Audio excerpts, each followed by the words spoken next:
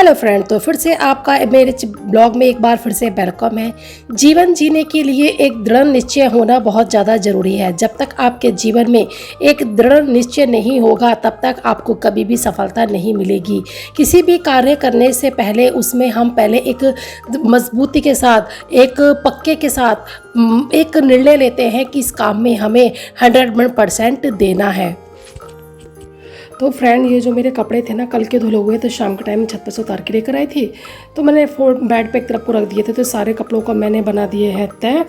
और ये कुछ किचन के कपड़े हैं, कुछ हैंड टॉवल है, कुछ डस्टिंग के कपड़े, ये सब मैंने धो दिए थे। और कुछ कपड़े ये रखे हैं तय बने हुए, तो वो कपड़े मैंने निकाल के रख दिए, मुझे नहा के पहनने हैं।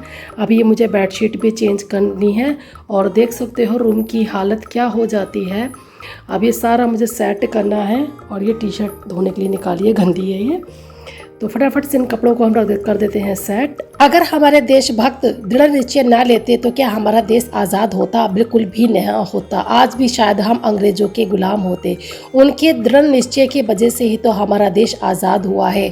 जीवन में दृढ़ निश्चय होना बहुत ही ज़्यादा ज़रूरी है, तभी हमें सफलता मिलती है। सफलता जो मिलती है हमें दृढ़ निश्चय से ही मिलती है। बिना दृढ़ निश्चय के हमें सफलता नहीं मिलती है। क्योंकि जो IAS बनना चाहते हैं, जो उससे बड़े ओहदे पे जाना चाहते हैं, वो एक दृढ़ निश्चय लेते हैं कि मुझे IAS बनना है, मुझे DM बनना है। जो भी उनको बनना होता है, एक दृढ़ निश्चय के साथ अपनी पढ़ाई को जारी रखते हैं, तभी तो वो उस मुकाम तक पहुंच पाते हैं।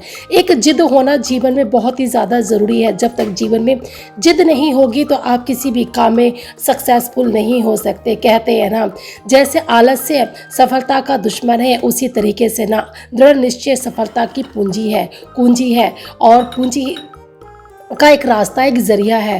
दृढ़ निश्चय से ही आप सारे कामों को आसानी से करते जाओगे। Hello everyone. तो बस ये है, मेरा मॉर्निंग का ही टाइम चल रहा है। तो बस मैंने अपने जो भी काम होते हैं, वैसे खाना मेरा बन चुका है और मैंने अपने बर्तन भी धो लिए हैं।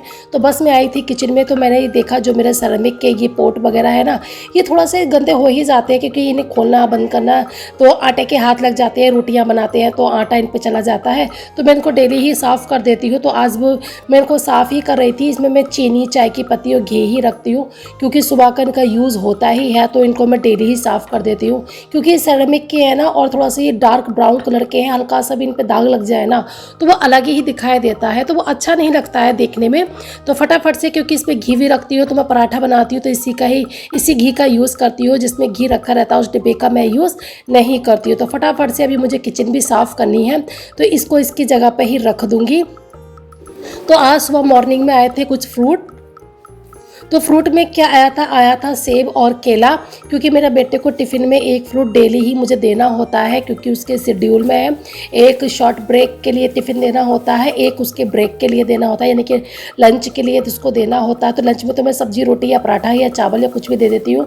शॉर्ट ब्रेक में उसके लिए फ्रूट ही कंपलसरी है, तो इसलिए मेरे यहाँ अब तो डेली ही फ्रूट आते हैं। पहले तो कभी कभी स्किप भी हो जाते थे, बट अब स्किप बिल्कुल भी नहीं कर सकते, क्योंकि बेटे की स्कूल की बात है। तो बस उसके लिए आज बनाना, और ये आए थे तो मैंने उसके टिफ़िन में आधा बनाना और आधा एप्पल रख दिया था। तो वो हेलो फ्रेंड, कैसे हैं आप सब? आशा करती हूँ आप सब अच्छे होंगे, मस्त होंगे, मज़े में होंगे। तो मैं बबली आप सबका आपके अपने चैनल हिमांश ब्लॉग में तहे दिल से वेलकम करती हूँ। तो घर के जो भी काम होते हैं सारे काम हो चुके हैं। खाना तो मेरा मॉर्निंग में सुबह के 8 बजे तक मेरा खाना बन जाता है, क्योंकि मेरा बेटा टिफ़िन लेके जाता है, तो मुझे मॉर्निंग में ही खाना बनाना होता है। तो खाना तो मेरा 8 बजे बन जाता है और 8:30 बजे तक मेरी किचन भी साफ़ हो जाती है।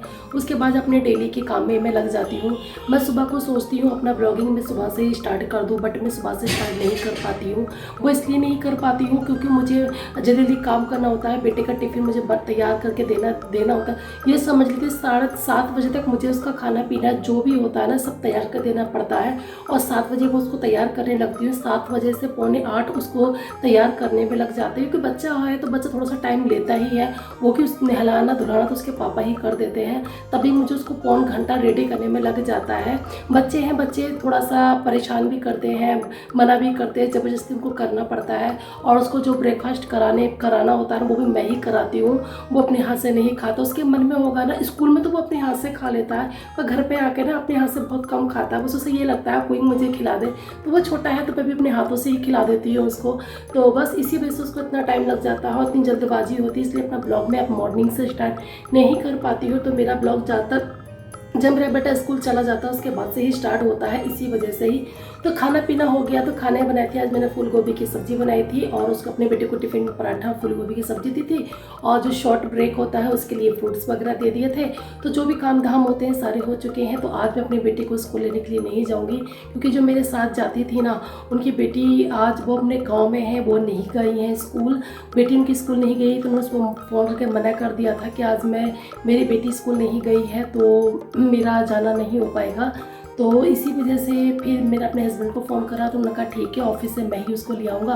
तो उनका फ़ोन आया था, ठीक है मैं ही उसको ले आऊँगा। तो वही उसको आज लेकर आएंगे। 5 मिनट लगेंगे उसको लाने में, ऑफिस से आने में 5-10 मिनट लगते हैं। तो वही लेकर आएंगे ऑफिस और स्कूल से, वरना मैं ही उसको लेने के लिए जाती तो बातें हो गई बहुत ज़्यादा। तो बातें करती है यहीं पर स्टॉप, वरना वीडियो बहुत बड़ा हो जाएगा। अब मैं सोच रही हूँ मैं थोड़ा सा मशीन लगा दूँ, जो मेरे कपड़े पड़े हैं धोने वाले उन कपड़ों को मैं फटाफट से धो देती हूँ। जैसा कि मैंने आपको बताया था कि आज मैं अपने बेटे को लेने के लिए नहीं गई थी, क्योंकि मैं अकेली क्या जाती लेने के लिए। मैंने हस्बैंड से पूछा था तो वो बोले चलो ठीक है मैं ही ले आऊँगा स्कूल से। तो वो लेकर आए थे, जब ऑफिस से आए थे तो वो अपना टिफ़िन भी लेकर आ गए थे। तो उन्होंने जब लेकर आए थे तो कहने लगे कि चलो ठीक है मेरा खाना भी गर्म कर दो, मैं खाना खा के ही चला जाऊँगा। तो हिमांश को लेकर वो आ गए थे। तो हिमांश ने तो एक बनाना खा लिया था, खाना उसने नहीं खाया था। कह रहा था मम्मी अभी मुझे भूख नहीं है। तो फटाफट से मैं उनके लिए कर रही थी खाना गर्म, और उनका टिफ़िन है ये धोने के लिए मैं रख दूँगी, क्योंकि जब घर पे आए थे तो फिर उन्होंने कहा कि मैं बैग उठा के लाया था, बैग में उनका टिफ़िन भी आ गया।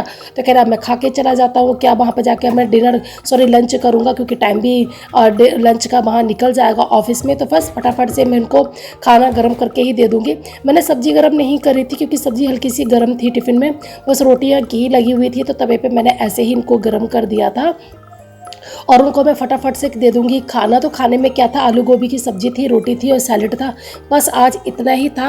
बट पता नहीं क्यों आज मेरा ना आलू गोभी खाने का मन नहीं था। पता नहीं आलू गोभी जो है ना इस टाइम की बिल्कुल भी स्वाद नहीं लग रही है। आलू गोभी मुझे सर्दियों वाली ही अच्छी लगती है, ये वाली आलू गोभी मुझे बिल्कुल भी अच्छी नहीं लगती। वो तो मेरे फ्रिज में ना लौकी का रायता रखा हुआ था, तो आज तो मैंने लौकी के रायते से ही खाना खाया। आलू गोभी से मुझे बिल्कुल भी टेस्ट नहीं आता।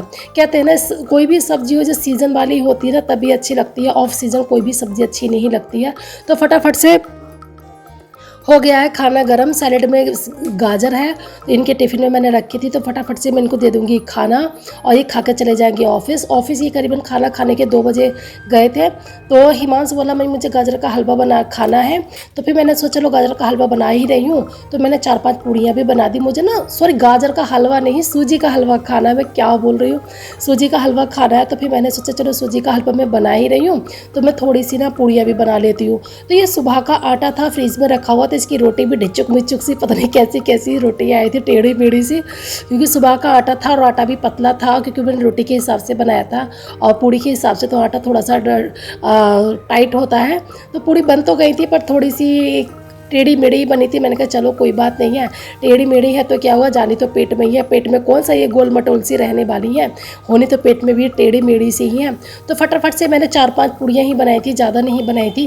2 मैंने खा ली थी, 2 मेरे बेटे ने खा ली थी, 1 पूड़ी अभी भी रखी हुई है। तो फ्रेंड ये बन गई है मेरी पूड़ी टेढ़ी मेढ़ी सी। आज पता नहीं कैसी कैसी ये पूड़ी बनी है, ऐसा लग रहा है पूड़ी कम आज मैंने इंडिया का कोई नक्शा बना दिया हो, क्योंकि ये सुबह का आटा रखा हुआ था। तो फिर मैंने सोचा कि चलो फटाफट से सुबह के आटे की ही पूड़ियाँ बना देते हैं। कोई बात नहीं है, टेढ़ी मेढ़ी बनी है कोई बात नहीं है, पेट में जाके तो ये सब टेढ़ी मेढ़ी ही हो जानी है। तो ये बन गई हैं। और इधर बन गया है ये सूजी का हलवा। मेरे बेटे की डिमांड थी कि सूजी का हलवा खाना है, तो फिर मैंने थोड़ी सी पूड़ियाँ भी बना ली। तो ये बन गया चाय, क्योंकि अब हम अपने हस्बैंड की और पति की डिमांड हमेशा पूरी करते रहते हैं, कभी कभी अपनी भी डिमांड पूरी करनी चाहिए। तो फिर मेरा मन था पूड़ी खाने का, तो मैंने अपने लिए पूड़ियाँ बना ली। हेलो फ्रेंड, तो कैसा लगा आपको मेरा ये ब्लॉग? अच्छा लगा हो तो प्लीज़ वीडियो को लाइक करना, चैनल को सब्सक्राइब करना, ये बिल्कुल फ्री है।